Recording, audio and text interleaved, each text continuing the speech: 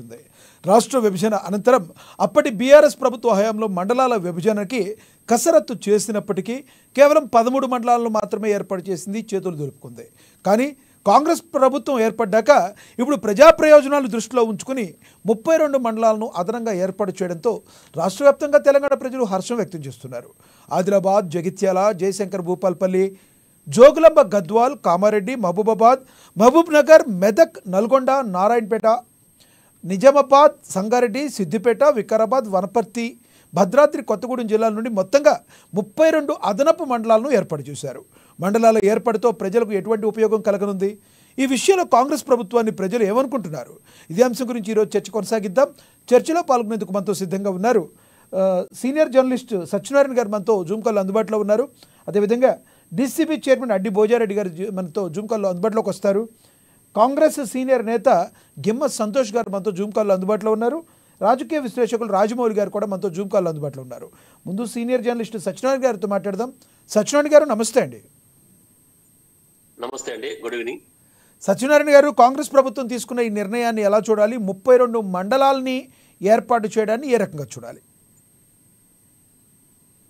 ఖచ్చితంగా రాజశేఖర్ గారు, ఇదొక శుభ సూచకం అని చెప్పచ్చు. ఎందుకంటే ప్రజాపాలన, పరిపాలన సౌలభ్యం కోసం కొత్త మండలాల ఏర్పాటును గాని, కొత్త జిల్లాల ఏర్పాటును గాని, అలాగే రెవెన్యూ డివిజన్ల ఏర్పాటును గాని, గ్రామ పంచాయతీల ఏర్పాటును గాని, అంటే దేన్నైనా సరే స్వాగతించడానికి అయితే ఒక అవకాశం అయితే ఉంటది ప్రజలకి. ఎందుకంటే ఒక్కొక్క మండలానికి సంబంధించి ఆయా గ్రామాలకు చూసినట్టయితే గ్రామాలకి ఎక్కడో దూరంగా విసిరేసినటువంటి కొన్ని పల్లెలకు ఈ మండలాల రూపంలో కాస్త దగ్గరికి చేరుకోవడంతో వారికి కాస్త పనులు అంటే ఇటు పరిపాలనా సౌలభ్యమే కావచ్చు, లేదంటే వేగంగా పనులు కూడా పూర్తయ్యేటటువంటి అవకాశం ఖచ్చితంగా ప్రజలకి ఏర్పడుతుంది. ప్రజలకి ఒక మంచి చేసేటటువంటి ఒక అవకాశమే. అంతేకాకుండా వారి యొక్క పనులు అంటే మండలాల వారిగా మండలాలలో నిర్వహించుకునేటటువంటి ఒక పనులు ఏవైతే ఉంటాయో అవన్నీ కూడా త్వరితగతిన పూర్తి చేసేందుకు అవకాశం ఉంటుంది. అయితే గతంలో కొన్ని కొత్త మండలాలు ఏర్పడ్డప్పటికి కూడా ప్రస్తుతం వరకు కూడా ఆయా కొత్త మండలాలలో ఇప్పటికీ ఆ కార్యాలయాలు ఏర్పాటు కాకపోవడం, సంబంధిత సిబ్బంది అక్కడ అందుబాటులో లేకపోవడం, తిరిగి ప్రజలు కావచ్చు, రైతులు కావచ్చు, వారి ఎవరైతే పాత మండలాలు ఉంటాయో ఆ పాత మండల కేంద్రాలలోకి వెళ్లి పనులు చేసుకున్నటువంటి ఒక సందర్భము రాష్ట్రంలో కొన్ని మండలాల్లో చూస్తున్నటువంటి ఒక పరిస్థితి మనకు కనబడుతోంది. సో అంటే మండలాల ఏర్పాటు మంచిదే, కానీ ఎప్పుడైతే మండలాల ఏర్పాటు అయిన తర్వాత కూడా ఆయా మండలాల్లో పూర్తి స్థాయిలో అవి ఆఫీసులు అంటే వ్యవస్థ మొత్తం కేంద్రీకృతం కావడానికి అసలు మండలాల్ని ఎన్ని కిలోమీటర్లకి ఒక మండలాన్ని ఏర్పాటు చేయాల్సి ఉంటుంది ప్రజల కోసం, ప్రజల సౌకర్యార్థం? అయితే దాదాపుగా ఏ మండలమైనా సరే 10 నుంచి 15 కిలోమీటర్ల దూరంలో మండల కేంద్రం గనక ప్రజలకు అందుబాటులో ఉంటే ఖచ్చితంగా వారికి కొంత ఉపయోగపడేటటువంటి అవకాశం కనబడుతుంది. ఎందుకంటే ఇక్కడ కొన్ని మండలాలు ఏవైతే అంటే తెలంగాణ ప్రభుత్వం ఏర్పడిన తర్వాత ఎప్పుడైతే ముందుగా అంటే ఆంధ్రప్రదేశ్ రాష్ట్రం నుంచి తెలంగాణ విడిపోయినప్పుడు 10 జిల్లాలు, 48 రెవెన్యూ డివిజన్లు, 466 మండలాలతో ఈ కొత్తగా తెలంగాణ ఏర్పడింది. ఆ తర్వాత ప్రజల యొక్క కోరిక మేరకు, వారి డిమాండ్ మేరకు 2016లో ఇటు జిల్లాలు అలాగే మండలాల పునర్వ్యవస్థీకరణ గత బీఆర్ఎస్ ప్రభుత్వం అయితే చేపట్టింది. అప్పుడు 10 జిల్లాలు ఉన్నాయి కాస్త 31 జిల్లాలుగా, 48 రెవెన్యూ డివిజన్లు 68గా, 466 మండలాల్ని 584 మండలాలుగా అయితే అప్పట్లో చేశారు. ఆ తర్వాత మళ్ళీ 2022లో మళ్ళీ కొన్ని మండలాలు పెంచి ఓవరాల్ గా 2022 ఏప్రిల్ నాటికి మనం చూసినట్టయితే మొత్తంగా తెలంగాణలో 33 జిల్లాలు, 612 మండలాలు ప్రస్తుతం మనకి ఇక్కడ ఉన్నాయి. అలాగే 73 రెవెన్యూ డివిజన్లు ఈ విధంగా ఇక్కడ ఏర్పడడం జరిగింది. ఇదంతా మంచిదే, అంటే ఖచ్చితంగా ప్రజలకి ఉపయోగపడుతుంది. వారికి ఏవైతే వాళ్ళు పనులు చేసుకుంటారో ఆ పనులకు సంబంధించి దగ్గర మండల కేంద్రంలోకి వెళ్లి త్వరితగతిన పనులు కూడా పూర్తి చేసుకోవచ్చు. అంతేకాకుండా మండలాల ఏర్పాటుతో ప్రజల యొక్క అభిష్టం కూడా నెరవేరేటటువంటి అవకాశం ఉంటుంది. మరి ప్రజలకు ఏవైతే భూములు ఉంటాయో ఆ భూములకు డిమాండ్ పెరిగేటటువంటి అవకాశం ఉంటుంది. తర్వాత అక్కడ కొంత ప్రతిపత్తి పెరిగేటటువంటి, స్వయం ప్రతిపత్తి పెరిగేటటువంటి అవకాశం ఉంటుంది. కొంతమందికి ఉపాధి దొరుకుతుంది. ఎందుకంటే అక్కడ మండల కేంద్రాల్లో సిబ్బంది వచ్చిన తర్వాత ఏవైతే చిరు దుకాణాలు కానీ చిరు వ్యాపారాలు చేసుకునే వారికి ఒక గిరాకీ అనేటటువంటిది ఏర్పడి ఆ తర్వాత స్వయం ఉపాధి పొందేటటువంటి ఒక అవకాశం కూడా ఖచ్చితంగా మండల కేంద్రాల్లో ఏర్పడుతుంది. కాబట్టి ఇది ఒక రకంగా ఒక మంచి నిర్ణయం, ప్రతి ఒక్కరు కూడా స్వాగతించే నిర్ణయం. అందుకే ఈ యొక్క మండల ఏర్పాటు ప్రతిపాదన వచ్చి ఆ తర్వాత ఎప్పుడైతే దీనిపై ఉత్తర్వులు ఒక గెజెట్ అయితే ప్రభుత్వం విడుదల చేసిందో అప్పటి నుంచే తెలంగాణ రాష్ట్ర వ్యాప్తంగా కూడా ప్రజల యొక్క స్పందన బట్టి చూస్తే మనం తెలిసిపోవచ్చు. ఎందుకంటే ప్రజల స్పందనని బట్టి మనం అర్థం చేసుకోవచ్చు. ఖచ్చితంగా ఈ యొక్క ఏర్పాటు కొత్త మండలాలు ప్రధానంగా 32 కొత్త మండలాలు అంటే ఇప్పుడు ఉన్నటువంటి ఒక 612కు తోడుగా మరొక 32 అంటే ఓవరాల్ గా 644 మండలాలు ఇక తెలంగాణలో కొత్తగా 644 మండలాలు కాబోతున్నాయి. ఇదొక 100% ప్రతి ఒక్కరు స్వాగతించేటటువంటి విషయం, ప్రతి ఒక్కరు కూడా మెచ్చుకునే విషయం. అందుకే రాష్ట్ర వ్యాప్తంగా కూడా ఎక్కడ చూసినటువంటి ఒక సందర్భంలో ఈ కొత్త మండలాల పరిధిలో అంటే ఏవైతే 32 కొత్త మండలాలు ప్రభుత్వం ఏర్పాటు చేస్తూ ఒక గెజెట్ విడుదల చేసిందో ఆయా మండలాల్లో ఉన్నటువంటి యొక్క గ్రామాల పరిధిలో ఉన్నటువంటి ఒక గ్రామాల వాసులు ఎవరైతే ఉన్నారో వారందరూ కూడా సంతోషం వ్యక్తం చేస్తున్నారు, హర్షం వ్యక్తం చేస్తున్నారు, తమ కష్టాలు తీరాయనుకుంటున్నారు. ఎందుకంటే ప్రతి ఒక్కరికి కొంతమందికి అయితే ఇది ఒక దశాబ్దాల కాల అంటే ఒక కొత్త మండలం ఏర్పాటు కావాలనేటువంటి ఒక మండల సాధన సమితి అని కొంతమంది ఆ గ్రామాల అంటే మండలాల పరిధిలోకి వచ్చినటువంటి ఒక యువకులు కావచ్చు, స్వచ్ఛంద సంస్థలు కావచ్చు, అలాగే ప్రజా సంఘాలు కావచ్చు, పలు రాజకీయ సంఘాలు కూడా కావచ్చు, వీళ్ళంతా కలిసి ఏంటంటే ఒక సాధన సమితి అంటే కొత్త మండల సాధన సమితి అని కూడా కొన్ని పెట్టుకొని అప్పట్లో కొన్ని ఏవైతే ధర్నాలు, రాస్తారోకలు అలాగే పలు డిమాండ్లు కూడా పలు ప్రజల నుంచి వ్యక్తమైనాయి. ఆ తర్వాత అప్పట్లో ప్రభుత్వం గత బీఆర్ఎస్ ప్రభుత్వం కూడా ఆ డిమాండ్లకు తలవగి కొన్ని కొత్త మండలాలైతే ప్రకటించింది. అయితే ఈ యొక్క మండలాల ఏర్పాటు చేసింది కానీ ఆ యొక్క మండలాల్లో పూర్తి వ్యవస్థను ఆ ప్రభుత్వం కేంద్రీకృతం చేయడంలో కాస్త విఫలమైందిగా మనం చెప్పుకోవచ్చు. మరి కాంగ్రెస్ ప్రభుత్వం ప్రస్తుతానికైతే తెలంగాణలో కాంగ్రెస్ ప్రభుత్వం అయితే ప్రజల పట్ల ప్రజాపాలన అయితే కొనసాగిస్తున్నట్టుగా ప్రజల నుంచి అయితే ఒక మంచి అభిప్రాయం వ్యక్తమవుతోంది, ప్రజల నుంచి ఒక మంచి స్పందన అయితే కనబడుతోంది. కాబట్టి కొత్త మండలాల ఏర్పాటు గెజెట్ వచ్చిన తర్వాత కొంత సమయం అయితే తీసుకొని ఏవైతే ఏర్పడినటువంటి ఒక 32 కొత్త మండలాల్లో త్వరితగతిన యుద్ధ ప్రాతిపదికన పూర్తి సంస్థాగతంగా అక్కడ అన్ని కార్యాలయాలు అవన్నీ కనుక ఏర్పాటు చేసినట్టయితే ప్రజలకు పూర్తి సౌలభ్యంగా ఉండే అవకాశం ఉంటుందండి. రైట్ సత్యనారాయణ గారు, మళ్ళీ వస్తాం మీ దగ్గరికి. మనతోటి గిమ్మ సంతోష్ గారు ఉన్నారు, కాంగ్రెస్ సీనియర్ నేత, ఆయనతో మాట్లాడదాం. సంతోష్ గారు నమస్తే అండి. సంతోష్ గారు, కాంగ్రెస్ పార్టీ తీసుకున్న నిర్ణయాన్ని ఎలా చూడాలి? 32 మండలాలు ఏర్పాటు కావడం వెనుక ప్రజల యొక్క కాంక్ష తీరింది అనుకోవచ్చా? ముఖ్యంగా అంటే మా నియోజకవర్గ విషయానికి వస్తే జైనత్ మండలం విశాలంగా ఉండేది. మరి చాలా పెద్ద మండలం, జిల్లాలోనే పెద్ద మండలం. అటువంటి మండలాన్ని జైనత్తో పాటు బోరజు, సాత్నార 3గా విభజించిన తర్వాత ప్రజలకు చాలా సౌకర్యంగా ఏర్పడడం జరిగింది. ముఖ్యంగా నా సొంత గ్రామం కూడా బోరజు మండలంలో రావడం, మేము లేకుంటే మా గ్రామం ఇంకా మా గ్రామం నుంచి ఇంకా 3-4 కిలోమీటర్ల దూరంలో ఉన్నటువంటి గ్రామాలు కూడా ఉన్నాయి. అవి జైనత్ మండలంలో ఉండేవి. మేము ఏదైనా పని నిమిత్తం మండలానికి వెళ్ళినప్పుడు మరి అక్కడ మొత్తం దినమంతా మేము అక్కడే పనుల కోసం ఉండేవాళ్ళం. మళ్ళా ఏదైనా ఆదిలాబాద్ వెళ్ళాలంటే మళ్ళీ ఇంకో రోజు వెళ్ళవలసి వచ్చేది తప్ప ఇప్పుడు బోరజు మండలం అయిన తర్వాత ఈ ప్రాంత ప్రజలందరూ బోరజు మండలం వచ్చినటువంటి గ్రామాల ప్రజలందరూ మండల కేంద్రంలో చక్కగా పనిచేసుకొని ఆ తర్వాత ఏమైనా పనులు ఉంటే పట్టణానికి కూడా వెళ్ళే సౌకర్యం కలిగింది.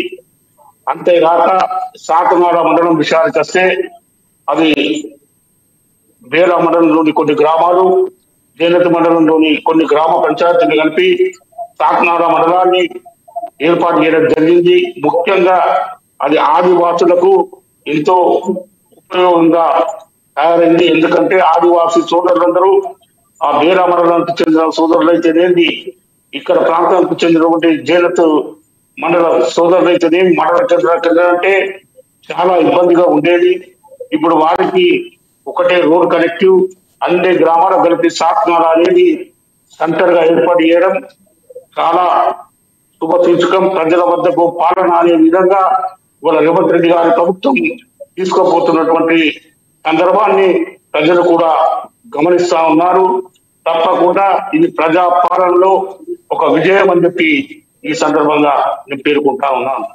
ప్రధానంగా సంతోష్ గారు, ఆదిలాబాద్ జిల్లాకు సంబంధించి ఈ ఈ ఈ జిల్లాలకి మండలాలని ఏర్పాటు చేయడంలో ప్రధాన పాత్ర పోషించిన కంది శ్రీనివాసరెడ్డి గారి గురించి ఏం చెప్తారు మీరు? మరి ఆనాడు ఉన్నటువంటి ప్రభుత్వం, టిఆర్ఎస్ ప్రభుత్వం, ఆనాడు ఉన్నటువంటి శాసనసభ్యులు మరి బట్టి ఒక జీవో కాపీ తెచ్చామని చెప్పి ఒక్కడికి 4 సార్లు సంబరాలు చేసుకోవడానికి పరిమితమైన తప్ప మళ్ళీ దాని మీద ఎటువంటి ఫాలో లేకుండా అది ఎన్నికల్లో రాజకీయ లబ్ధి పొందాలనే ఉద్దేశంతో, ఆ ప్రాంత ప్రజల ఓట్లు పొందాలనే ఉద్దేశంతో వారు ఎక్కువ శ్రమ పడ్డారు తప్ప నిజంగా మండలాలను గెజిట్ ద్వారా ఏర్పాటు చేసి మండల ప్రజా పరిషత్ గెజిట్ ద్వారా ఏర్పాటు చేయాలనే ఆలోచన మాత్రం లేకుండే. కానీ కంది శ్రీనివాసరెడ్డి గారు గత అసెంబ్లీ ఎన్నికల్లో మాట ఇచ్చిన ప్రకారం ప్రతి గ్రామంలో, ఆయా మండలాల పరిధిలోకి వచ్చే గ్రామాల్లో మరి రేపు కాంగ్రెస్ పార్టీ అధికారంలోకి వస్తే తప్పకుండా ఈ 2 మండలాలకు 1 సంవత్సరం లోపు దీనికి గెజిట్ తో సహా నేను తీసుకెళ్తానని చెప్పి వారికి మాట ఇవ్వడం, ఆ మాట ప్రకారం ఈ రోజు ఇన్ఛార్జ్ మంత్రి సీతక్క గారికి, అదేవిధంగా రెవెన్యూ మంత్రి గారికి మరియు ముఖ్యమంత్రి గారికి పలు దాపాలు గడవడం, కలుస్తూ వారికి ఎప్పుడు కలిసిన ఈ మండలాల గురించి వారి ముందర విన్నవించడం, ఆ తర్వాత నిన్న జీవో విడుదల కావడం, ఈ రోజు మేము కూడా ఇక్కడ అందరం కాంగ్రెస్ పార్టీ శ్రేణులందరం కలిసి మరి మన నియోజకవర్గ ఇన్ఛార్జితో పాటు మన ఇన్ఛార్జ్ మంత్రి గారికి, అదే విధంగా రెవెన్యూ మంత్రి గారికి, ముఖ్యమంత్రి గారికి అందరికీ కాంగ్రెస్ పార్టీ శ్రేణులు పెద్ద ఎత్తున పాలాభిషేకాలు చేయడం జరిగిందని చెప్పి కూడా నేను సంతోషంగా ఉన్నానని చెప్పి మా ప్రాంత ప్రజలు, 2 మండలాల ప్రాంత ప్రజలు, కొత్తగా ఏర్పడిన ప్రాంత ప్రజలు కంది శ్రీనివాసరెడ్డికి ఎప్పటికీ ఆయన చేసినటువంటి ఈ పెద్ద గొప్ప కార్యక్రమాన్ని ఎప్పుడు మర్చిపోరనే విషయం మీకు తెలియజేస్తా ఉన్నా. రైట్ సంతోష్ గారు, మళ్ళీ వస్తాం మీ దగ్గరికి. మనతోటి రాజకీయ విశ్లేషకులు రాజమౌళి గారు ఉన్నారు, ఆయనతో మాట్లాడదాం. రాజమౌళి గారు నమస్తే అండి. నమస్తే అండి. రాజమౌళి గారు, అదనంగా 32 మండలాలు ప్రజలకు అందుబాటులో వచ్చినాయి. మొత్తంగా అన్ని జిల్లాల నుంచి తీసుకుంటే 32 రాష్ట్ర వ్యాప్తంగా కొత్త మండలాలు వచ్చినాయి. ఎలా చూడాలంటారు? ఇప్పుడు రాష్ట్రం ఆల్రెడీ 10 సంవత్సరాలు పరిపాలించిన ప్రభుత్వం సర్వనాశనం చేసిపోయింది. నా వాయిస్ క్లియర్ ఉందండి? ఎస్ వినబడుతుంది, చెప్పండి. సో ఇప్పుడు కాంగ్రెస్ ప్రభుత్వం కొత్తగా వచ్చిన తర్వాత ప్రజల బాగోగులు చూడకుండా ప్రజల బాగోగుల పేరిట రాష్ట్రానికి ఒక గుదిబండగా మళ్ళీ ఇప్పుడు కొత్తగా మండలాలను పెట్టడం అన్నది కొంచెం ఖర్చుతో కూడుకున్న పని. అయితే ముందుగాల నేను ఒక రకంగా అభినందిస్తాను. పరిపాలనను వికేంద్రీకరణ చేయడం చాలా మంచిది. కానీ ఆ వికేంద్రీకరణ పేరిట ఇది ఒక రాజకీయ లబ్ధి మాత్రమే. ఇది రాష్ట్రాన్ని ఆర్థికంగా చాలా భారం పడుతుంది. అది వాళ్ళు ఆలోచించట్లేదు. వాళ్ళు కేవలము రాజకీయ ప్రయోజనాల కోసమే అని చెప్పేసి ఇక్కడ మనకు తెలియవస్తుంది. దీంతో ఎంత ఖర్చు ఎక్కువైతుందో ఒక్కసారి ఆలోచించాలి మీరు. 32 మండలాలు అంటే 32 మండలాలకు ప్రెసిడెంట్లు ఉంటారు, వాళ్ళ ఖర్చు ఎట్లా ఉంటది రాజకీయంగా, తర్వాత దానికి ఆఫీస్ ఎక్స్పెండిచర్ ఎంత ఉంటది, ఇవన్నీ ముందుగా వాళ్ళు ఆలోచించాల్సిన అవసరం ఉంది. కానీ వాళ్ళు ఆలోచించట్లేదు. ప్రజలకు ఏదో మంచి చేస్తున్నామన్న దాని పేరు మీద వాళ్ళు ఏం చేస్తారంటే ఇది ఒక రాజమౌళి గారు మీరు చెప్పిందే నిజమైతే మరి జిల్లాలను విడగొట్టినప్పుడు కూడా మరి గత ప్రభుత్వం జిల్లాలను విడగొట్టింది, అది కూడా గుదిబండేనా? ఎస్ అది కూడా అంతే. అసలు అన్ని జిల్లాలు అవసరం లేదు. చాలా చిన్న తెలంగాణ చాలా చిన్న రాష్ట్రం, దాని మీద 33 జిల్లాలు చేసిప్పుడు అది ఆయన మూర్ఖత్వం. అది ఆయనకు అసలు పక్కన పెడదాం. ఈయన వచ్చిన తర్వాత కూడా అయితే ఇక్కడ ఇంకొకటి సూటిగా ప్రశ్నిస్తాం. మన మిత్రుడు సంతోష్ అన్నాడు ప్రజలకు చాలా మేలు జరుగుతుంది. మనం నేను ఎప్పుడైనా విశ్లేషణ చేసేటప్పుడు లైవ్ గా నిజాలని నేను చెప్తా ఉంటాను ప్రజలకి. నాకు జరిగిన ఒక సంఘటన చెప్తాను మీకు. దీంతో ప్రజలకు ఎంత మేలు జరుగుతుందని మీరే విశ్లేషించుకోవాలి మిత్రమా. నేను మొన్న ఒక మండలానికి పోయినా. అక్కడ ఇక ఒక వర్డ్ వాడతా నేను, అది వాడాలనేది నా సంస్కారం బట్టి వస్తుంది. అక్కడ ఏం జరుగుతుంది అంటే మండలాధికారి ఉంటాడు, ఆఫీసర్లు ఉంటారు, గప్పాలు కొట్టుకుంటూ కూర్చుంటారు. రాజకీయ నాయకులు వీళ్ళు ఎంపీపీలు వీళ్ళు వచ్చి సర్పంచ్లు వచ్చేసి ఆడ కూర్చొని ఛాయలు తక్కుంటా జోకులు వేసుకుంటా వాళ్ళు ప్రజాధనాన్ని నాశనం చేస్తున్నారు. నిజంగా పని ఉన్నాడు పోతే, నేను ఒక అనామకంగా పోయినా నా పని 5 నిమిషాలు 10 నిమిషాలు గంటలు కావాల్సిన పని 3 గంటలు పట్టింది. నేను అధికారాన్ని ఉపయోగించుకొని నా రికమెండేషన్ నేను కోలేదు, వీళ్ళ సంగతి ఎందుకు చూద్దామని చూసిన. ఇగో ఇది జరుగుతుంది, ఇది మీరు మిత్రమా మీరు కనిపెట్టండి. మీరు నిజంగా రాజకీయ నాయకులు అయితే మీరు ఆలోచించండి. అక్కడ ఉన్న అధికారులకు చెప్పండి, మంత్రికి చెప్పండి, ఎమ్మెల్యేకి చెప్పండి, ఆ ఆఫీసుల్ని రాజకీయ బ్రోకరేజానికి వాడుకోవద్దని చెప్పేసి నేను ఎంతో ఇది ఆవేదనతో చెప్తున్నా, అర్థం చేసుకోవాలి. ఇంకా ఇది రాజకీయ కుట్రలే కదా పెద్ద ఇది అవుతుంది. అన్నిటిని మించి కాంగ్రెస్ ఎట్లా డిఫరెంట్ బెనిఫిట్ అవుతుంది అంటే, ఇప్పుడు కాంగ్రెస్ ఆల్రెడీ విలేజ్లలో లేదు, రేపు ఎలక్షన్స్ రాబోతున్నాయి. ఏది సర్పంచ్ ఎలక్షన్స్ రాబోతుంది, మండలాల ఎలక్షన్స్ రాబోతుంది. అక్కడ వీళ్ళు ఎక్కువ సీట్లు కొట్టుకోవాలన్నది, సంపాదించుకోవాలన్న దురుద్దేశమే ఇక్కడ దాగి ఉన్నది. 32 మండలాలల్లో వీళ్ళు డెఫినెట్ గా 32 మండలాలను కైవసం చేసుకోవాలని ఒక రాజకీయ కుట్ర తెలియదు. ఈ రాజకీయ కుట్రతోని ప్రజలను వంచిస్తున్నారు. సో నేను ఏ పార్టీకి సంబంధం కాదు, ప్యూర్లీ రాజకీయంగా విశ్లేషణ చేస్తున్నాను.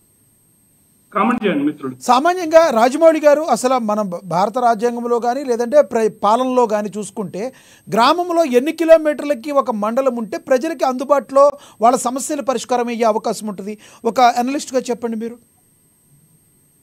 ఎన్ని కిలోమీటర్లు అక్కడ ఇంపార్టెంట్ కాదు. అక్కడ ఆ ఊర్లో ప్రజలంతా ఎంతమంది ఉంటారు, అక్కడ ఈ ట్రాన్స్పోర్టేషన్ ఫెసిలిటీ ఎట్లా ఉంది, ఆ తర్వాత అక్కడ ఉన్న సర్పంచ్ ఏం చేస్తున్నాడు దాని మీద. ఇప్పుడు అట్లంటే ఒక్కొక్క ఊరుకు చాలా దూరం ఉంటుంది. అట్లాంటప్పుడు 10 కిలోమీటర్లకు ఒక ఊరు కూడా ఉండొచ్చు, ఇప్పుడు 5 కిలోమీటర్లు కూడా ఒక ఊరు ఉంటుంది. అది ప్రామాణికం కాదు. అక్కడ ఇక్కడ ప్రామాణికం ఏంటంటే రాష్ట్రం ఆర్థికంగా ఎట్లా ఉంది, రాజకీయంగా కుట్రలు కుతంత్రాలు ఏమైనా ఉన్నాయా, ప్రజలకు ఎంతవరకు మేలు జరుగుతుంది, ప్రజలకు ఏం పని అండి. మండలంతో అన్ని ప్రతిరోజు ప్రతి ఒక్కరికి అయితే పని ఉండదు కదా, ఎప్పుడో నెలకొకసారి పాపం వాళ్ళకి అవసరం పడుతుంది, అప్పుడు పోయి పని చేసుకుని వచ్చేటట్టు ఉండాలి. మీరే చెప్పారు, బాధపడ్డారు రాజమౌళి గారు, మీరే బాధపడ్డారు 5 నిమిషాలు అవ్వాల్సిన పని నాకు చాలాసేపు పట్టిందని. మరి మండలాలు రావడం వలన కొంతమంది పని తొందరగా అయ్యే అవకాశం ఉంటుంది కదా. అదే చెప్తున్నా మండలాలు రావడంతో తొందరగా అవుతుంది, దాన్ని అభినందిస్తా. కానీ అంతకు ఎక్కువ కూడా ఆ మండలాలలో ఉన్న మండల ప్రెసిడెంట్ వస్తాడు, ఆ మండలంలో ఉన్న చోటా మోటా రాజకీయ నాయకులు వస్తారు, వీళ్ళ బేరసారాలకి వీళ్ళ రాజకీయ పబ్బం గడుపుకోవడానికి ఇంకెక్కువ అవకాశం ఉంటుంది. నాకు చాలా సంతోషం ఒక సామాన్యునికి పని కావాలంటే. కానీ అక్కడ ఎట్లయితుందంటే, అరే నాకు దగ్గర మండలం భయాని గారికి ఏం పని ఉండదు, పొద్దున ఆడ కూర్చుంటాడు, ఊళ్ళో ఏదైనా పంచాయతీ ఎత్తుకుని ఆడ కూర్చుంటాడు, ఆ రోజు పబ్బం గడుపుకుంటాడు, ఒక రోజులో పని 4 రోజులు చేస్తారు. ఇవన్నీ ఈ దరిద్రాలన్నీ పోవాలంటే ముఖ్యమంత్రి గారు చిత్తశుద్ధి ఉంటే మాత్రం ఆయనకి ఒక మంచి ఆఫీసర్ ని, ఒక మంచి కలెక్టర్ ని, ఒక మంచి డిప్యూటీ కలెక్టర్ ని, ఒక మంచి ఎస్పీని వాళ్ళను ఒక మంచి ప్రజలకు అందుబాటులో ఉండేటట్టు చూడాలి. కానీ ఈ లంచాలకు ఎగబడడం, ఈ రాజకీయ బ్రోకరిజాన్ని ప్రోత్సహించడం ఇది మంచిది కాదని నేను చెప్తున్నాను. సో నేను ఏది మాట్లాడినా పల్లెలలో జరిగే సంఘటనలు క్రోడీకరించి నేను ఇక్కడ మీకు చెప్తున్నా, కానీ ఇందులో ఏది అతిశయోక్తి లేనే లేదు. రైట్ మళ్ళీ వస్తాం సార్ మీ దగ్గరికి. సత్యనారాయణ గారు చెప్పండి. ఇప్పుడు రాజమౌళి గారు చెప్పిందంతా ఏకీపిస్తారా మీరు? రాజమౌళి గారు చెప్పేది ఏంటంటే రాష్ట్రాలు మొత్తం ఒకటే, అంటే జిల్లాల అవసరం లేదు, ఏది అవసరం లేదు, ఓవరాల్ గా ఒక పరిపాలన సాగుతూ సరిపోతే మండలాలు వద్దు, జిల్లాలు వద్దు, పరిపాలన బాగుంటే బాగుండు, అంటే ఓవరాల్ గా ఒక్కటి సరిపోద్ది అనేటటువంటి ఉద్దేశంలో ఉన్నారు ఆయన. ఎందుకంటే ఆయన పూర్తిగా ఇటు పట్టణంలో ఉన్నట్టున్నారు, గ్రామాల పాట ఇప్పుడు కూడా పట్టినట్లేడు. ఎందుకంటే కొన్ని గ్రామాల పరిస్థితి చూసినట్టయితే ప్రధానంగా కొన్ని అంటే అదిలా ఇప్పుడు తెలంగాణలో ఉన్నటువంటి ఒక అనేక జిల్లాల్లో మారుమూల పల్లెలు ఉంటాయి. ఆ మారుమూల పల్లెలకు కనీసం రోడ్డు సౌకర్యం కూడా లేనటువంటి గ్రామాలు కూడా ఉంటాయి. ఆయా గ్రామాల ప్రజలు మండలాలు, ఎందుకంటే మండలంకి ఎప్పుడు నెలకోసారి తప్పితే పోయే అవసరం లేదని చెప్పుకుంటున్నారు. కానీ ఖచ్చితంగా మండల కేంద్రం అంటే ఏదో ఒక పని, మండల కేంద్రమే మాత్రమే కాదు, మండల కేంద్రం అయినప్పుడు కొంత టౌన్ కూడా మారుతుంది, ప్రజల అవసరాలు కూడా కొన్ని అక్కడ తెచ్చుకునేటువంటి ఒక సందర్భం ఏర్పడుతుంది. కాబట్టి ఆయా గ్రామాల వెళ్ళి చూస్తే కనుక ఆయనకు అర్థమైంది. ఎందుకంటే ఈ వికేంద్రీకరణ అంటే ఇటు జిల్లాలు కావచ్చు, మండలాలు కావచ్చు, లేదా పల్లెలు గ్రామ పంచాయతీలు కావచ్చు, ఒక వికేంద్రీకరణ అనేటటువంటిది చాలా మంచిదని చెప్పేసి ఎంతో మంది మేధావులు అంగీకరిస్తున్నారు, మేధావులు అభిప్రాయపడుతున్నారు. ఇక అధికార నిర్లక్ష్యం అంటారా, అది వాళ్ళ చిత్తశుద్ధికి వదిలేయాలి. ఎందుకంటే అధికారి బాగా పనిచేస్తలేడంటే వాళ్ళ ఇప్పుడు ఆయన చెప్పినట్టు ఆయన 5 నిమిషాలు కావాల్సిన పని వాళ్ళు గప్పలు కొడుతున్నారు, అక్కడ వాళ్ళు బాగా పని చేయట్లేదు, ఛాయలు తాగుతున్నారు, ఆ తర్వాత టైం పాస్ చేస్తున్నారు అంటే అక్కడ అలాంటప్పుడు మీరు ఒక మేధావిగా అలాగే ఒక రాజకీయ వేత్తగా ఎందుకు కాముగా ఉన్నారు, ఎందుకు ప్రశ్నించట్లేదు మీరు?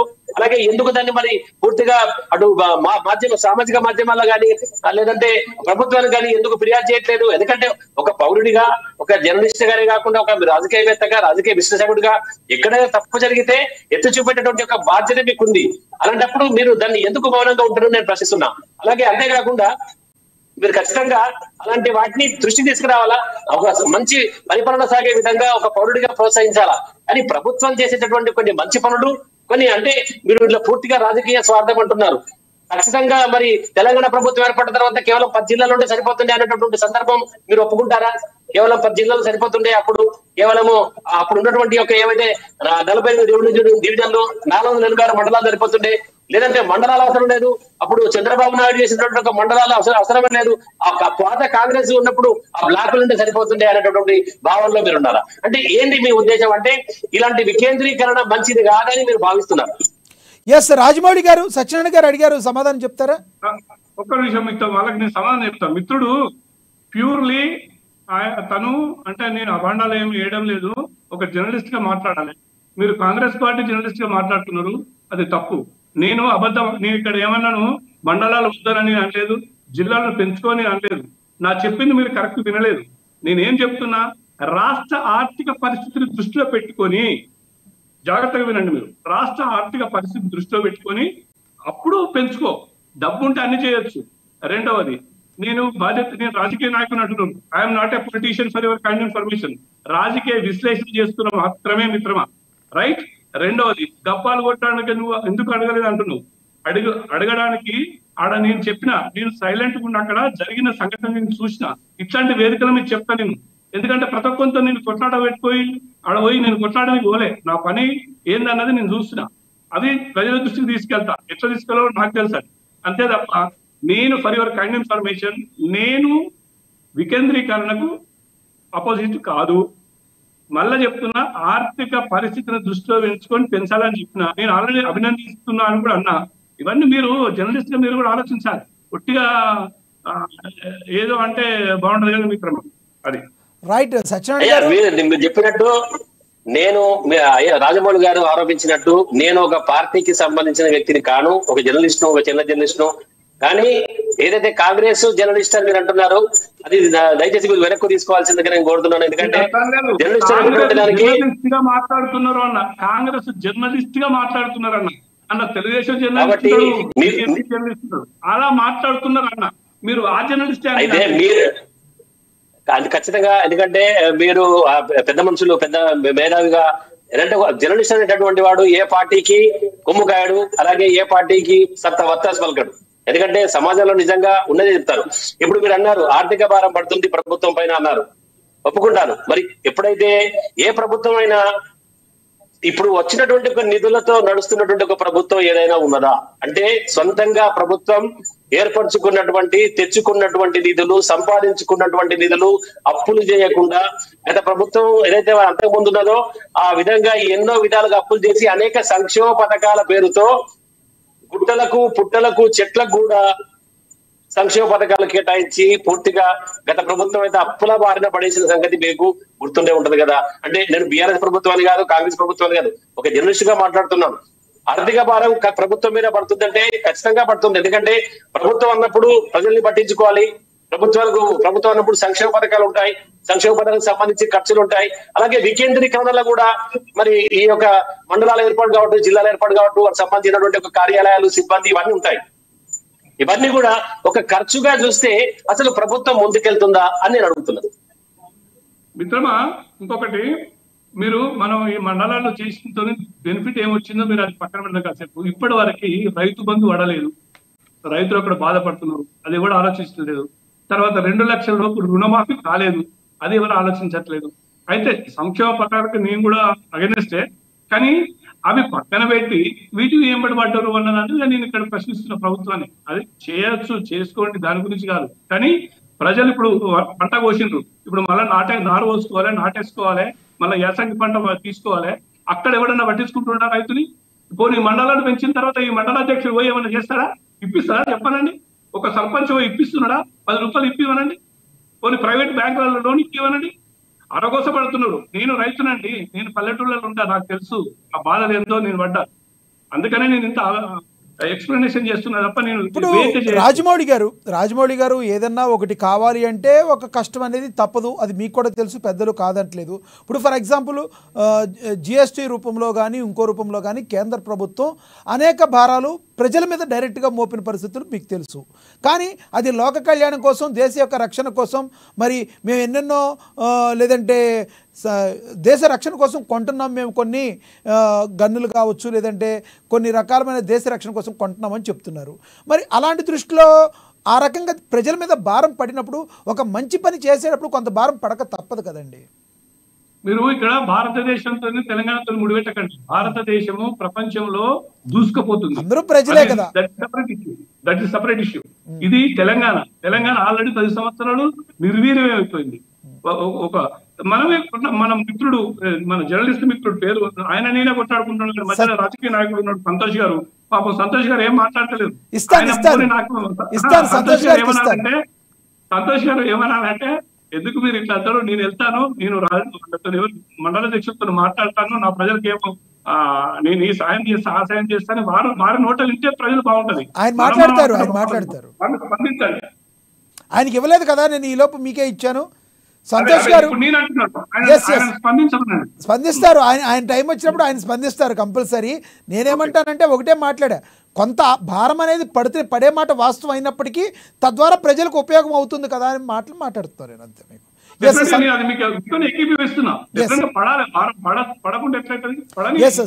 సంతోష్ గారు, కేవలం రాజకీయ లబ్ధి కోసమే కాంగ్రెస్ పార్టీ ఇది చేసింది కానీ వేరే ఉద్దేశం కాదు, ప్రజాశ్రేయస్సును దృష్టిలో పెట్టుకుని అయితే కాదని రాజమౌళి గారు ఒక ఆరోపణ చేశారు. ఏమంటారు? మరి వారు రాజకీయ విశ్లేషకుడిగా వారికి చాలా అనుభవం ఉంది. మరి వారు ఒక ప్రజాస్వామ్య వ్యవస్థలో ఒక మండల అధ్యక్షుల్ని కానీ, సర్పంచుల వ్యవస్థను కానీ, ఒక జడ్పీటీసీని కానీ, అదేవిధంగా అధికారులను కూడా కానీ ఇష్టపరిచే విధంగా మాట్లాడడం బాగే కాదు. ఎందుకంటే ప్రజాస్వామ్యంలో మండల పరిషత్ అధ్యక్షులు ఉంటారు, ఎంపీటీసీలు ఉంటారు, జడ్పీటీసీలు ఉంటారు. అసలు రోజు అలా మండల ఆఫీసులే రోజు వాళ్ళ సొంత పనులు పట్టుకొని అందరికీ వ్యాపారాలు ఉంటాయి, వ్యవసాయాలు ఉంటాయి, అన్ని ఉంటాయి. ఇప్పుడు ఆయన విశ్లేషకులు ఏ విధంగా చెప్పారో అక్కడనే చాలు దాక్కుంటా అక్కడనే ఉంటారు, అక్కడనే గొప్పగాళ్ళు.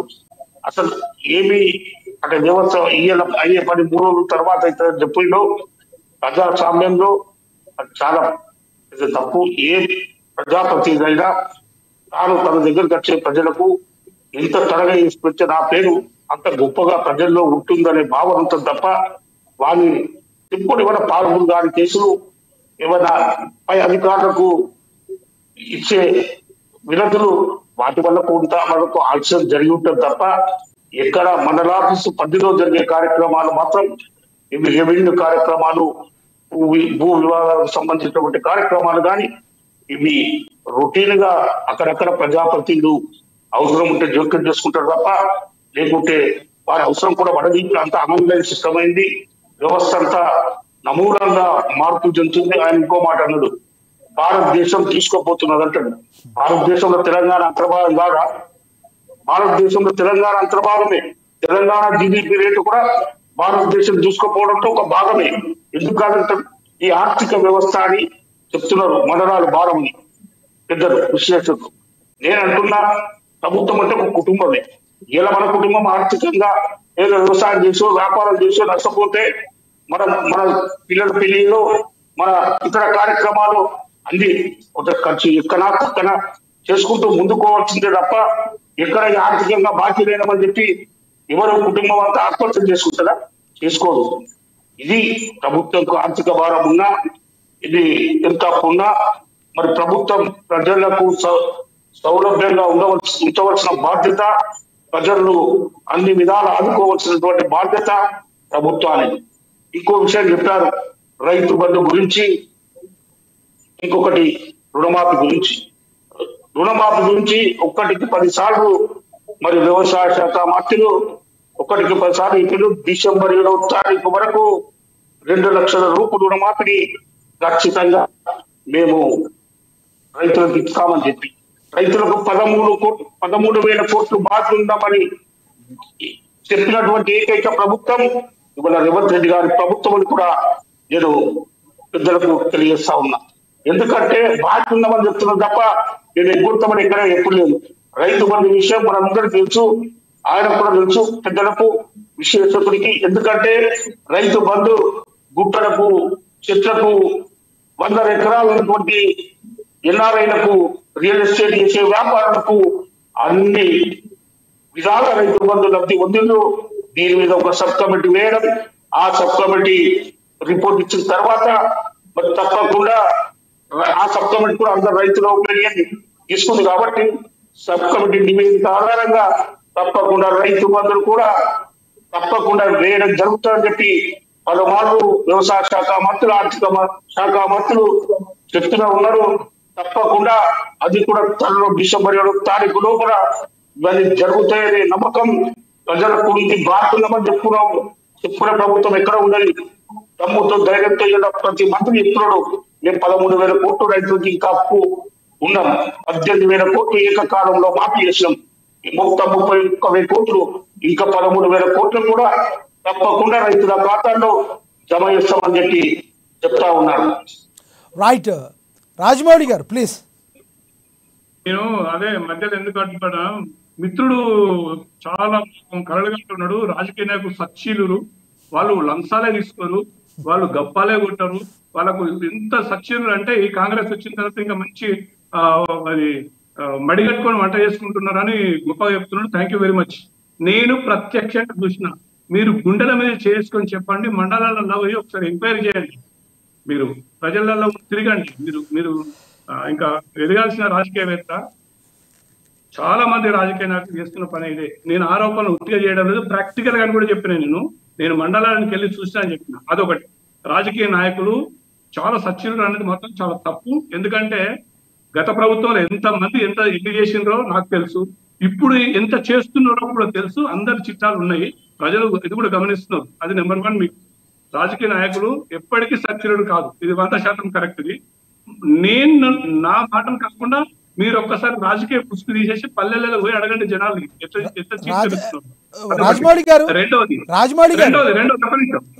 ప్లీజ్. రెండవది రుణమాఫీ అన్న 2 లక్షల రూపాయలు ఎందుకండి ఇంత పెద్ద పెద్ద ప్రసంగాలు ఇస్తారు మీకు? 2 లక్షల లోపు రుణమాఫీ అయిందా? అవుతుంది కాదు, అయిందా కాలేదా? సమాధానం చెప్పండి. కాలేదు అని చెప్తున్నా నేను. దానికి సమాధానం చెప్పారు. రైతు రుణమాఫీ అది. తర్వాత రైతు బంధు ఎందుకు వేయలేదండి? ఇప్పుడు పంట మళ్ళీ ఇప్పుడు దుంతలేరా? ఎందుకు రాలేదు? దానికి కథలు చెప్పొద్దు.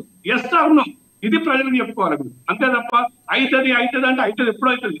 మా తాతయ్య నేతులు తిన్నాడు మేము మూతులు చూసుకుంటాం అన్న సాంకేతిక ఉండద్దు. రాజమౌళి గారు, రాజకీయ నాయకులు సచ్చీలురు కాదు అంటున్నారు. అంటే సామాన్యంగా జనాల్లో ఒక ఇది ఉంటుంది, తృష్ణ అనేది ఉంటుంది, మీ నోటితో వినాలని. ఇప్పుడు అటల్ బిహారీ వాజ్పేయి గారు కూడా రాజకీయ నాయకులే కదా, ఎల్కే అద్వానీ గారు కూడా రాజకీయ నాయకులే కదా, సుష్మా స్వరాజ్ గారు కూడా రాజకీయ నాయకులే కదా. వీళ్ళందరూ సచ్చీలురు కాదంటారా మీరు? నేను అందరిని అనలేదు, నేను రాజకీయ నాయకులు ఇట్లాంటి ఇప్పుడు పల్లెలలో ఉన్న ప్రతి ఒక్కడు అంతేనండి. వాడు సర్పంచ్ నుంచి మొదలుకుంటే ముందే అన్నారు గురుగారు రాజకీయ నాయకులు అబాండాలు వేస్తున్నారండి. ఒక్కరిని చూపించండి. నాకు తెలిసి ఒక 10% ఉంటారు, మంచోళ్ళు ఉంటారు కావచ్చు తప్ప 90% జనాలు ప్రజల్ని పీక్క తింటున్నారండి. నేను పల్లెలను చూస్తున్నాను. ఒక పంచాయతీ ఉంటే ఆ పంచాయతీ కంపెనీకి పాపం వాని దగ్గర 10,000 వీని దగ్గర 10,000 పెట్టి తాగుడుకు బానిసైపోతున్నారు. తాగుడు లేని పంచాయతీ చంపట్లేదు. చిన్న పంచాయతీ అయినా పెంచారు. ఎట్లకాడ పంచాయతీకి తాగుడే, తర్వాత ఇంటి దగ్గర పక్కన ఉన్నదానికి తాగుడే, తర్వాత వానికి రేషన్ కార్డు కావాలంటే తాగుడే, వానికి బర్త్ సర్టిఫికేట్ కావాలంటే తాగుడే. తాగుడు లేనిది ఎక్కడ ఉంది అంటే వీళ్ళు రాజకీయ నాయకులే కదా. నేనంటే రాజకీయ నాయకులు అంటే ఎమ్మెల్యేలు ఎంపీలే కాదు, చోట మూట ఊళ్ళో వాళ్ళ కండ వేసుకున్నప్పుడు కూడా రాజకీయ నాయకులు అవతారం ఎత్తిండు. వాడు అటు రియల్ ఎస్టేట్ బ్రోకరేజ్ చేస్తాడు, ఇటు పోలీస్ స్టేషన్ల పోటీ బ్రోకరేజ్ చేస్తాడు. వీళ్ళందరూ రాజకీయ ముసుగు పెట్టుకున్నారు. అందులో అందరూ వస్తారు. నేను పెద్ద పెద్ద నాయకులు ఇప్పుడు నరేంద్ర మోడీ గురించి నేను ఎందుకు అనట్లేదు పర్సనల్ గా, అట్లా కేవలం 10% మాత్రమే ఉన్నారంటున్నాను. ఇక్కడ ఒకటి ఇప్పుడు ఒక సైడ్ నుంచి మనకు చూస్తే మంచిగా కనిపించేది, ఇంకో సైడ్ నుంచి చూస్తే చెడుగా కనిపిస్తుంది రాజమౌళి గారు. ఇప్పుడు మనకి మద్యపానం అనేది ఆరోగ్యానికి హానికరం. భారతదేశంలో అనేక రాష్ట్రాలు కేంద్ర ప్రభుత్వం మీద ఆధారపడి కేంద్ర ప్రభుత్వం యొక్క నియంత్రణలో పనిచేస్తూ ఉంటే అన్ని రాష్ట్ర ప్రభుత్వాలు, కేంద్ర ప్రభుత్వం ఒక నిర్ణయం తీసుకుని ప్రతి రాష్ట్రంలో కూడా భారతదేశ వ్యాప్తంగా కూడా మద్యాన్ని బ్యాన్ చేయొచ్చు కదా, ఎందుకు చేయరు? అప్పుడు తాగుబోతులే ఉంటారు, తాగుబోతులే అంటే మన పక్కన మన చర్చ పక్కదార పడుతుంది. ఒక్క నిమిషం అది చెప్పి నేను వస్తాను. భారతదేశం రాష్ట్రాలలో జోక్యం చేసుకోలేదు, అది నెంబర్ 1. రెండవది మద్యపానాన్ని రాష్ట్రాలకు వదిలేసింది, అది నెంబర్ 2. మీరు అన్నారు ఇక రాజకీయ నాయకుల సంగతి చెప్తున్నారు. ఊరిలో నిజంగా సర్పంచ్ చిత్తశుద్ధి ఉంటే, ఆయన మళ్ళీ చెప్తున్నా, చిత్తశుద్ధి ఉన్న సర్పంచ్ అయితే ఆ ఊర్లో 20 బెల్ట్ షాపులు ఉండవు. కనీసం కంట్రోల్ చేసే శక్తి సర్పంచ్ ఉంది.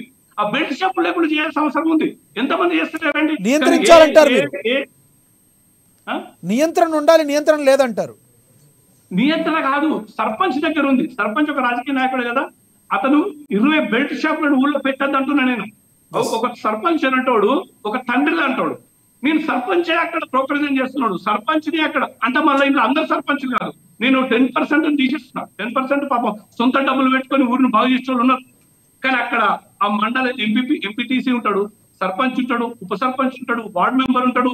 వీళ్ళందరూ ఏంటంటే తాగుడుకు బానిస అయిపోయినారు మ్యాక్సిమం. ఐఎమ్ టెలింగ్ యూ, ఇగో ఇట్లా అక్కడ వస్తున్నాయి అంతే తప్ప కేంద్ర ప్రభుత్వం జోక్యం అన్నది అది కొంచెం కాని విషయం. ఓకే, సత్యనారాయణ గారు ప్లీజ్. ఒక వ్యక్తిని దృష్టిలో పెట్టుకొని వ్యవస్థను పూర్తిగా విమర్శించేటటువంటి పద్ధతి ఏదైతే ఉన్నదో అది పూర్తిగా మంచిది కాదని చెప్పేసి అంటారు. ఎందుకంటే ఒకరిద్దరు వల్ల పూర్తిగా అధికారులందరూ భ్రష్టు పట్టిపోయిందనో, ఒకరిద్దరు వల్ల పూర్తిగా రాజకీయ వ్యవస్థ భ్రష్టు పట్టిపోయిందనో ఇలా అంటే మాట్లాడడం. అలాగే మళ్ళీ టాపిక్ ఏదైతే మనం మాట్లాడుతున్నాము ఈ యొక్క కొత్త మండలాల గురించి మనం మాట్లాడుతున్నాం. మన రాజమౌళి గారేమో మద్యపానం గురించి మాట్లాడుతున్నాం. అంటే ఒక టాపిక్ ని ఎందుకు డైవర్ట్ చేస్తున్నారని చెప్పేసి నేను అడుగుతున్నా. ఎందుకంటే మండలాల ఏర్పడడం వల్ల లాభాలు ఏంటి, నష్టాలు ఏంటి, కొత్త మండలం ఏర్పడడం వల్ల ప్రజలకు ఏం జరగబోతుంది, లేదా ప్రభుత్వానికి ఏం జరగబోతుంది, ప్రభుత్వానికి బిల్లు జరగబోతుందా, ప్రజలకి బిల్లు జరగబోతుందా? మరి ఎందుకంటే ఇప్పుడు ఇందాక మన మిత్రుడు అన్నారు, గిమ్మ సంతోష్ గారిని నేను ఏకీభవిస్తాను. ఎందుకంటే ఆయన ఒక సందర్భంలో అన్నారు ఏంటంటే దేశం పురోగతి చెందింది కానీ మరి రాష్ట్రం పురోగతి చెందలేదా? మరి రాష్ట్రం కూడా, తెలంగాణ రాష్ట్రం కూడా ఏదైతే ఆయన ఇందాక ఆంధ్రప్రదేశ్ భారతదేశం గురించి మాట్లాడకండి, భారతదేశం బాగా ఎదుగుతుంది అన్నాడు. మరి భారతదేశం ఎదిగినప్పుడు తెలంగాణ కూడా ఎదుగుతున్నట్టే కదా. ఎందుకంటే తెలంగాణ అనేది భారతదేశంలో ఒక అంతర్భాగం. మరి భారతదేశం ఎలా ఎదిగింది? భారతదేశము అనేక రాష్ట్రాలుగా, ఆ రాష్ట్రాలు అనేక జిల్లాలుగా, జిల్లాలు అనేక మండలాలుగా, మండలాల్లో అనేక గ్రామ పంచాయతీలుగా, అనేక ఒక వికేంద్రీకరణ జరిగిన తర్వాత అప్పుడు భారతదేశం ఎదుగుదల కనబడింది. అందుకని భారతదేశంగా ఉంటే భారతదేశంగానే ఉండేది. కానీ భారతదేశం విభజించబడింది, వికేంద్రీకరణ జరిగింది. అలాగే ఇప్పుడు కూడా తెలంగాణలో వికేంద్రీకరణ జరిగితే ఖచ్చితంగా తెలంగాణ కూడా బాగుపడుతుంది. ఎందుకంటే వికేంద్రీకరణ అనేటువంటిది కంపల్సరీ జరగాల్సినటువంటి ఒక పని. ఎందుకంటే జరిగినప్పుడే నీకు, ఎందుకంటే భూమి అనేది ఎంత ఉంటుందో గంటే ఉంటది. ఇంకా దాన్ని జరిగిందని మనం దాన్ని పునర్వ్యవస్థించలేం. కానీ ఉన్నటువంటి ఒక ప్రాంతాన్ని బట్టి దాన్ని కాస్త మనం మెరుగుపరుచుకుంటే అక్కడి పరిస్థితులు మెరుగుపడతాయి. ఇప్పుడు ఎక్కడో ఒక చోట మారుమూల పల్లి ఒక చోట ఎందుకు పనికిరానటువంటి ఒకటి గ్రామాలు ఉంటాయి. అలాంటి గ్రామాలు వెలుగులోకి వచ్చే అవకాశం ఉంటుంది. ఇందాక అన్నట్టు బెల్ట్ షాపులు, ఏవైతే బెల్ట్ షాపులు అన్నారో, ఇప్పుడు బెల్ట్ షాపులు అనేటటువంటి ఏవైతే ఉంటాయో ఈ యొక్క మండలాలు ఎప్పుడైతే వికేంద్రీకరణ జరిగిన తర్వాత అప్పుడు మండలాల్లో ఆఫీసులు అలాగే పోలీస్ స్టేషన్లు వచ్చిన తర్వాత అలాంటి వాటికి చెక్ పడేటటువంటి అవకాశం ఉంటుంది. ఏదైతే గ్రామాల్లో మద్యపానం కొంత బెల్ట్ షాపుల ద్వారా బంద్ అయ్యేటటువంటి అవకాశం ఉంటుంది. కానీ బెల్ట్ షాపులు బంద్ చేసిన తాగుబోతులు ఊరుకుంటారా అంటే అది కూడా లేదు. ఎందుకంటే తాగాలనుకునే వాడు ఎక్కడికైనా వచ్చి తాగుతాడు, బెల్ట్ షాపులోనే తాగడు. కాబట్టి బెల్ట్ షాపులు, అక్కడ ఉన్నటువంటి సర్పంచులు, ఈ గ్రామీణ వ్యవస్థ, ఇవన్నీ వ్యవస్థని మనం తప్పు పట్టడం కరెక్ట్ కాదన్న ఉద్దేశము. దయచేసి మీరు ఈ విషయం గురించి ఆలోచించాల్సిందిగా నేను కోరుతున్నాను. ఎందుకంటే మీరు ఒక రాజకీయ విశ్లేషకులు, అలాగే సమాజం గురించి మీకు కూడా కొంత అవగాహన ఉంది. అలాగే కొన్ని విషయాలు ఉంటాయి. అంటే మనం ఏ పార్టీకి, మీరు కానీ నేను కానీ, మీ ఒక రాజకీయ విశ్లేషకులు, నేను ఒక జర్నలిస్టు, మన ఇద్దరికి పార్టీతో సంబంధం లేదు. కానీ భారతదేశ పరిపాలన బాగుంది, తెలంగాణ పరిపాలన బాగాలేదంటే కొంత అనుమానం చేస్తున్నది. అంతేకాక రాజకీయ నాయకులు అందరూ ఒకేలాగా ఉంటారంటే మళ్ళీ యాంకర్ చెప్పినట్టు నరేంద్ర మోదీ గారు మంచివరే, తర్వాత అద్వానీ గారు మంచివరే అంటే ఆ తర్వాత కొంత సందేహం అనేటటువంటి కలుగుతుంది నాకు. కాబట్టి మరి పార్టీలకు మనం విభిన్నంగా ఉన్నప్పుడు మనం అందరినీ కూడా పూర్తిగా ఆ దిశగా మనం చూడాల్సినటువంటి ఒక అవసరం ఉంటది. కాబట్టి అంటే వికేంద్రీకరణ ఖచ్చితంగా ఒక నేను అంటే నా పర్సనల్ ఒపీనియన్, నేను అందరి మీద రుద్దాలని చెప్పేసి అనుకోవట్లేదు. నా యొక్క ఒపీనియన్ ను మీరు గౌరవించాలనో లేదంటే నా ఒపీనియన్ ను ప్రజలందరూ కూడా గౌరవించాలనో నేను కోరుకోవట్లేదు. ఒక జర్నలిస్ట్ గా, ఒక సినిమా జర్నలిస్ట్ గా సమాజం పట్ల కొంత అవగాహన ఉంది కాబట్టి ఖచ్చితంగా పునర్విభజన అనేటటువంటిది ఏదైతే ఉంటుందో జిల్లాలు కావచ్చు, రెవెన్యూ డివిజన్లు కావచ్చు, మండలాలు కావచ్చు, ఆ తర్వాత కొన్ని గ్రామ పంచాయతీలు కూడా అవుతాయి. అంటే మునుముందు గ్రామ పంచాయతీ కూడా పెరిగేటటువంటి అవకాశం ఉంటది. అప్పుడు కూడా మరి ఇది సర్కార్కు మేలు చేసే చర్యగా మనం భావించాలా? సత్యనారాయణ గారు, ఇప్పుడు రాజమౌళి గారు ఒక వాల్యుబుల్ పాయింట్ చెప్పారు. రాష్ట్రం ఆల్రెడీ అప్పుల్లో ఉందని చెప్పి ఆల్రెడీ కాంగ్రెస్ పార్టీ చెప్తుంది. ఇంత అప్పుల్లో ఉన్న రాష్ట్రం మీదకి ఇంకా మండలాలు విభజించడం ద్వారా పేకల మీద మరింత బరువును పెట్టుకుంటే ఏ రకంగా ముందుకెళ్తారని రాజమౌళి గారు అడుగుతున్నారు. దానికి కూడా సమాధానం ఉండాలి కదా. ఖచ్చితంగా చెప్తున్నాం. ఇప్పుడు గతంలో చూసినట్టయితే అంటే ఏ ప్రభుత్వం అధికారంలో ఉన్నప్పుడు కూడా ప్రజలకు మంచి జరగాలంటే ఖచ్చితంగా ఆర్థిక భారం పడకుండా ఉండబోదు. ఇది ఇప్పుడు మండలాల విభజన కావచ్చు, ఎందుకంటే ఇప్పటికిప్పుడు మండలాలుగా ఏర్పడ్డ వెంటనే అక్కడ పరిపాలన వికేంద్రీకరణ కాదు, వ్యవస్థలన్నీ అక్కడ పునర్నిర్మించుకోవు, దానికి కొంత సమయం పడుతుంది. ఒక ప్రకటన వెలువడ్డ తర్వాత ప్రజల్లో ఒక రకమైన ఒక స్పందన వస్తుంది. ఎందుకంటే ఇప్పుడు ఏదైనా ఆర్థిక భారం అంటే ప్రభుత్వం టీను కొంచెం మనం ఏ ఆర్థిక భారం ఉండదు, అప్పుడు ప్రజల్ని గాలి కుదిరేసినట్టయితే. ఆర్థిక భారం అంటే ఎందుకంటే మండలాల వికేంద్రీకరణ జరిగిన తర్వాత స్వయం ఉపాధి పెరుగుతుంది గ్రామాల్లో. తర్వాత ఇప్పుడు ఉన్నటువంటి అక్కడ ఏవైతే రైతులకి కావాల్సినటువంటి ఉదాహరణకు ఎరువులు కావచ్చు, ఏవైనా సరే ఎగ్జాంపుల్ జిల్లా కేంద్రానికి వచ్చి కొనుక్కోవాల్సినటువంటి పరిస్థితి మండల కేంద్రాల్లోనే అయినప్పుడు అక్కడ మండల కేంద్రాల్లో షాపులు ఓపెన్ అయితే అక్కడి నుంచి వాళ్ళు తీసుకుని అంటే వాళ్ళ కొంత వెసులుబాటు కలుగుతుంది. తర్వాత వాళ్ళకి అక్కడ ఉన్నటువంటి స్థానిక ఉన్నటువంటి అవసరాలు తీర్చుకొని అంటే సమయం ఇవన్నీ కూడా తగ్గిపోయి స్వయం ఉపాధి పెరిగేటటువంటి అవకాశం ఉంటది. తద్వారా ఆర్థిక పురోగతి సాధించే అవకాశం ఉంటది.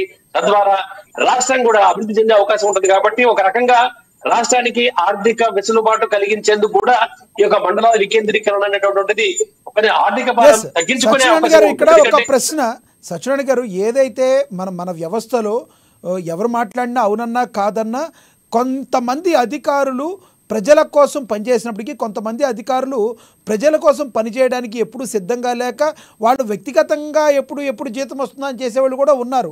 అలాంటి అధికారుల్ని సరిగే విధంగా లైన్లో పెట్టడానికి ఇప్పుడున్న తెలంగాణ ప్రభుత్వం ఎటువంటి చర్యలు తీసుకోవాలి? రానున్న మండలాల తర్వాత ఉన్న మండలాల్లో పరిష్కరించాల్సిన పనుల గురించి అధికారుల మీద ఎటువంటి చర్యలు తీసుకోవాలి? ప్రభుత్వం ఎలా ఉండాలి? అది కూడా ఇంపార్టెంట్ కదా. ఖచ్చితంగా, ఎందుకంటే ఏ ప్రభుత్వంకైనా బాధ్యత ఉంటుంది, మీకు ఇస్తాను రాజమౌళి గారు, మీకు ఇస్తాను. అదే ఏ ప్రభుత్వంకైనా సత్యనారాయణ గారు ఏదో అడుగుతున్నారు, సత్యనారాయణ గారు ఏదో చెప్తున్నారు. రాజమౌళి గారు ప్లీజ్, రాజమౌళి గారు చెప్పండి. తప్పకుండా మండలాలకి నేను వ్యతిరేకం కాదు, నెంబర్ 1 రైట్, అది క్లియర్. రెండోది మీరు ఏమన్నారు నాకు ఒక్కసారి గుర్తు చేసుకోండి. మీరు ఏమన్నారు భారతదేశం కొన్ని కొనడానికి కొన్ని కొంటుంది, అవసరం లేకుండా రక్షణ రంగం గురించి మాట్లాడారా లేదా చెప్పండి. లేదు, అంటే భారతదేశం రక్షణ రంగం కొనడం ఇవన్నీ నేను మాట్లాడాను. మీరు కాదండి, మన మిత్రుడు మాట్లాడండి. మీరే కదా? మిమ్మల్ని అంటున్నా నేను, మీరే కదా అన్నది. చెప్పండి.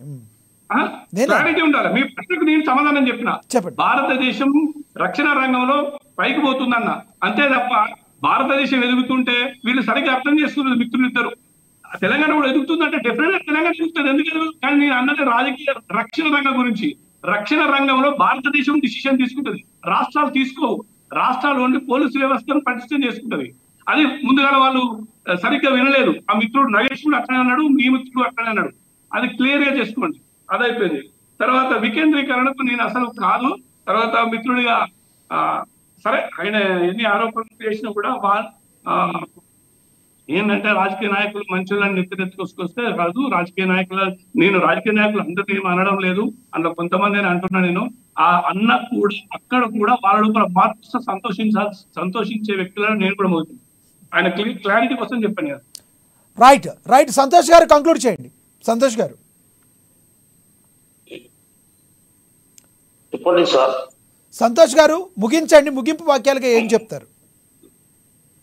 తప్పకుండా మరి డిబేట్ నిర్వహించేటువంటి అమ్మాని ఛానల్ కు, అదే విధంగా ఇందులో పార్టిసిపేట్ అయినటువంటి విశ్లేషకులు, అదే విధంగా సత్యనారాయణ గారు, రాజమౌళి గారు, వీరందరికీ నేను ప్రత్యేకంగా నమస్కారం తెలియజేసుకుంటా ఉన్నాను.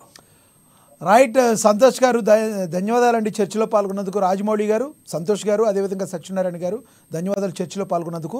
ఏది ఏమైనప్పటికీ కూడా తెలంగాణ రాష్ట్ర వ్యాప్తంగా 32 మండలాల ఏర్పాటుకు కాంగ్రెస్ సర్కార్ గ్రీన్ సిగ్నల్ ఇచ్చింది. రాష్ట్ర విభజన అనంతరం అప్పటి బీఆర్ఎస్ ప్రభుత్వ హయాంలో మండలానికి విభజన కసరత్తు చేసినప్పటికీ కూడా కేవలం 13 మండలాలను ఏర్పాటు చేసింది. కానీ కాంగ్రెస్ ప్రభుత్వం ఏర్పడ్డాక ఇప్పుడు ప్రజా ప్రయోజనం దృష్టిలో ఉంచుకొని 32 మండలాలను అదనంగా ఏర్పాటు చేయడంతో రాష్ట్ర వ్యాప్తంగా తెలంగాణ ప్రజలైతే హర్షం వ్యక్తం చేస్తున్న పరిస్థితిని మనమైతే చూడొచ్చు. ఇది వాటి స్పెషల్ డిబేట్. చూస్తూనే ఉండండి ఏఎన్ఎన్. నమస్తే.